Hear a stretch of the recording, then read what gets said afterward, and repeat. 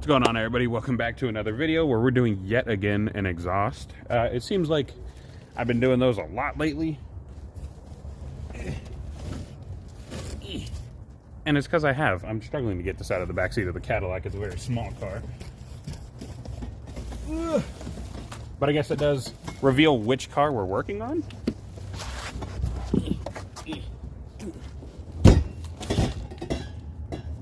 So, I currently have, I'm on a whole tripod. There's Anton, by the way. We're at his apartment again.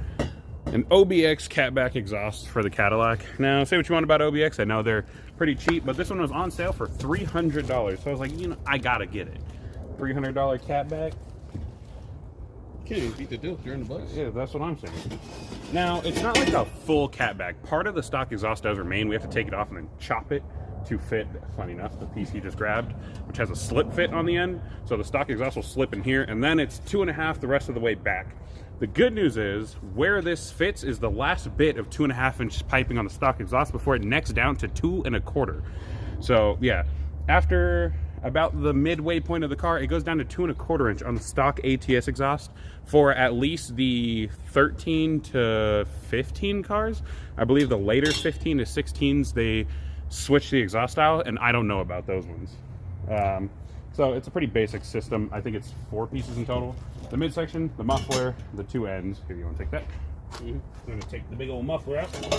You got the crown jewel. So we got a big old, I can't see if that fits the frame, big old briefcase style muffler with fat 4-inch tips that I can fit my whole hand in, and I don't have small hands. So I'm pretty excited for this. I do have a muffler delete currently on the car, and I have a high flow catted downpipe. But yeah, I didn't tell you, there's a chance we're taking that off right now and putting on the stock downpipe. There's another bottle in the trunk. Yeah, we might be swapping in the stock downpipe, and I'm gonna sell the high flow catted one, and then take that money and buy a catless downpipe. I mean, if the EPA is watching, a different catted downpipe. Because I want to go catless, which is why I got an exhaust with a muffler in it instead of running the muffler delete. But I'm going to currently get some shots of the muffler delete, which isn't even completed. We started it, a mistake happened, we ran out of material, and I wasn't a fan of the sound anyway, so I decided to just swap to this instead of continuing with the exhaust that's currently on there.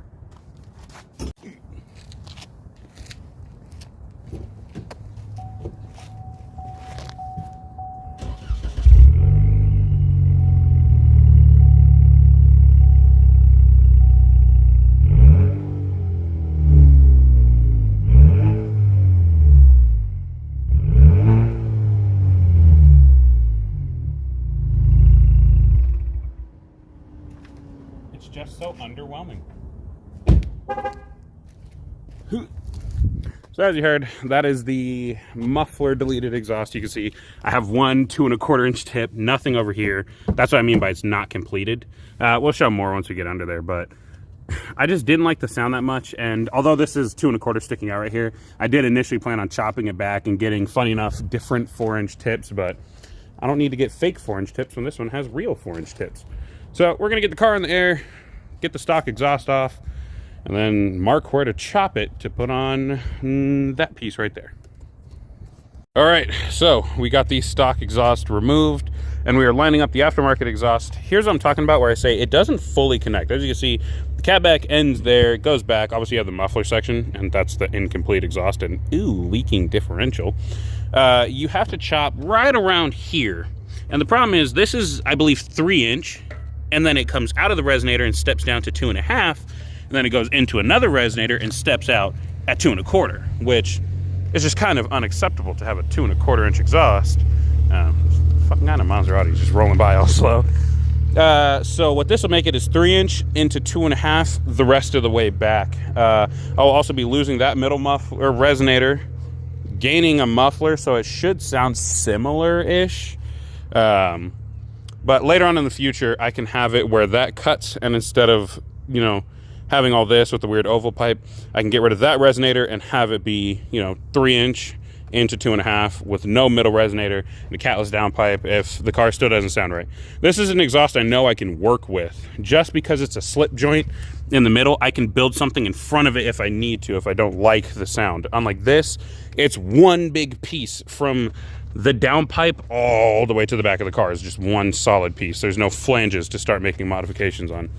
But we're gonna keep lining stuff up and make that cut and then start installing this front section again, which I'm sure will be fun because it was a pain to get this down. As you see, we had to just cut the fucking hangers. We could not for the life of us get these to come out. Luckily, there's 2 hangers on the car, which will connect to the muffler section.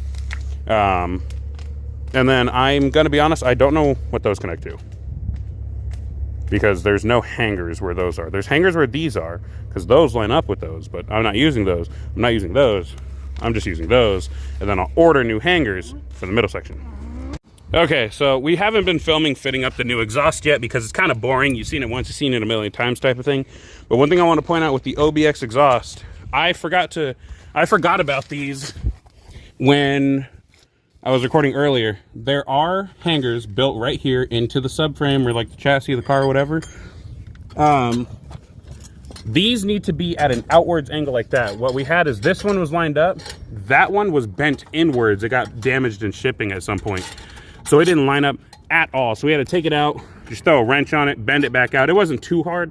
Make sure you got a big friend to sit on the muffler and like kind of hold it in place, or else you'll just slide it across the concrete. Don't put that all the way together yet, or else we'll never be able to slide it together. So we're gonna slide the muffler up into place and then, you know, show you guys tightening everything up, but we just wanted to get it fitted correctly first. But so far so good, especially after the cut we made, which I forgot to record, but I can show you with the remnants of the stock exhaust way over there. Let's see, there it is. So yeah, we're gonna get this put in place first though. So we got the exhaust fully on. Sadly, in shipping, one tip got bent. You see that one's lined up perfectly almost? And that one's touching. So inconvenient. Maybe one day I'll find a way to bend it, but I have not started the car. Luckily I have stock height, so I can get under here and show you guys what I did. So it's gonna be hard for me to see, but you can see the chop right there. So that's where you have to chop the stock exhaust to fit the catback section. I'm currently walking over to the rest of the stock exhaust. So when you make it to here, as you can see, the unfinished muffler delete, which just didn't sound good enough, we just chopped her clean off right there, and then took the front section and attached the catback, and we actually got it first cut. It lines up pretty damn well. So now I'm gonna go walk back over there, put the phone on the tripod, and give it a cold start. I'm hoping it's not too much quieter. I think it'll actually be quieter, but I'm hoping it'll still sound good. Because we did get rid of that resonator there, but I think the exhaust is still going to need some modifications, specifically a catted downpipe.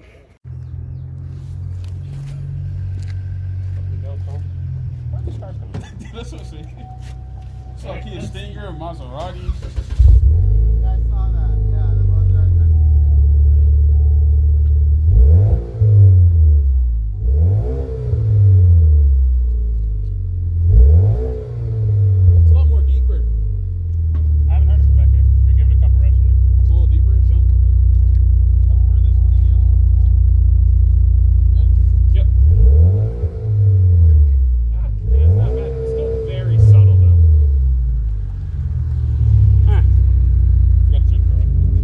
Oh, that's fine.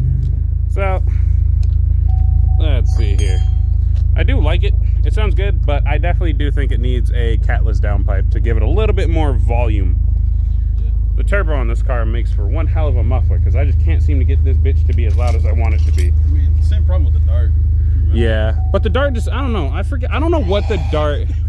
Yeah, the Dart has like volume to it. It's just different. The Dart sounds better than this car at the moment. Damn. So... Yeah, showing on camera. Yeah, so I think I'm gonna have to definitely upgrade to a catless downpipe, which will be easy. I'm gonna swap the catted one. Oh, gotta fucking tighten up the downpipe. I forgot, my downpipe is completely loose. I don't know how that managed to happen. So, yeah, so I'm gonna take the high flow catted downpipe off, put the stock one back on, sell this high flow, and then use the money I get from selling it to buy the catless. I would just sell the stock downpipe, but I kind of want to keep that in case I have any emission stuff to do. Except I am trying to do something about that, but just in case I want to keep that stock downpipe. So I might show me tightening up the downpipe, but I don't know. Now it's probably cooking, so I can't get to it at the moment. This shot's going to be a little wonky because I currently have the phone sitting on a chair and I'm bent over. But there's one thing I didn't want to exit this video without, and that was the final thoughts and a cold start. So my final thoughts on the exhaust is currently at $300, it's a fucking steal. But at full price, which I believe is still a little under $400, it's a good deal. This exhaust, honestly, fit well. Sounds great. I have a high flow catted downpipe, so it's a little bit louder, but it's still very quiet. So if you're somebody who wants to modify your car to make a little more power, but without making it ignorantly loud, this is the type of exhaust for you. Woo! Sorry, trying to avoid the sun. But if you want somebody who, if you're somebody who wants a loud car, it is a little on the quiet end, like a little too far on the quiet end. But there's modifications that can be made to the rest of the exhaust system. I've said it multiple times. When I get a catless downpipe, the car will definitely pick up a lot more volume. But overall, the fitment was great. I have one thing that didn't fit, and that's due to the fact that I got bent in shipping, and that's one of the exhaust tips. It's one of the worst things you can have get bent. And to be honest, I don't know entirely how they bent it, because although it was packaged tightly in that box, the exhaust tips faced straight up and weren't really touching much. But the box had a little bit of damage on it, so it definitely got smacked in just the right spot to cause it to bend. So let's take a look at that right now. So if I go to the passenger side exhaust tip, it's lined up a little bit far on the passenger side, but this one's completely touching, and I can tell you now just by looking at it in person from like this angle, that one is very wonky and way too far over. I also need to clean my car. But I'm gonna get my phone set up on the tripod and give you guys a cold start.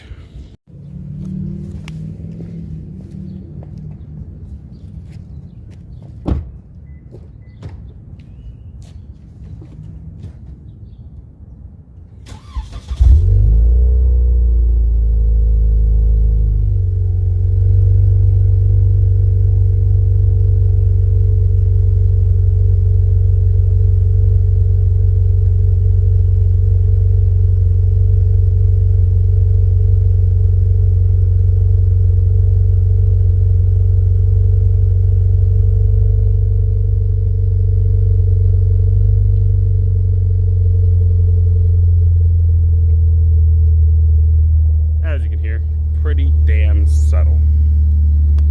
So a couple other things I want to touch base on. The fitment overall pretty good, like I said. Value pretty good, but the main thing is the power increase when the car is in the higher RPM while in boost is significantly different. See, the problem was the stock exhaust chokes down to 2 1/4 inch, at least on the ATS. I do not know how it is on the Cadillacs or the Camaros that have the 2-liter turbo, but on the ATS it necks down to 2 1/4, and you really feel it over, I'd say like 5,500. It just chokes down really hard to where there's no point in even shifting it up towards redline, which is like 6,500. You shift at 6,000 because it's barely wanting to pull anymore anyways. But with this, when it hits boost and it really starts going at about 4,000, it feels significantly more powerful, and that power holds all the way to the end, making it just way more enjoyable of a car, even with it being as quiet as it is.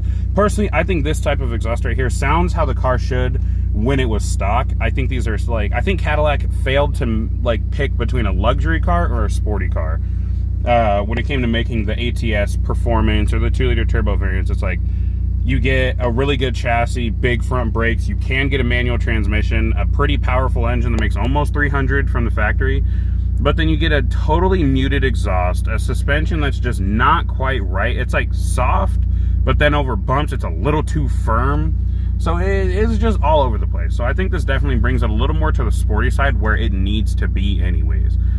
But that's me rambling. The point is, Catback exhaust is a good value. Go get it. I'm going to put a link to it in the description. If that link stops working, sadly, I'm not going to update it and like keep fixing it. I have that problem with my Accord video to where like the links just change and they stop working, and I just can't keep up with that. But for right now, as of me posting this and all that, the link should work and the exhaust should still be on sale. I definitely think if you have an ATS, go get it before it's gone. I'll see you guys in the next one. Peace out.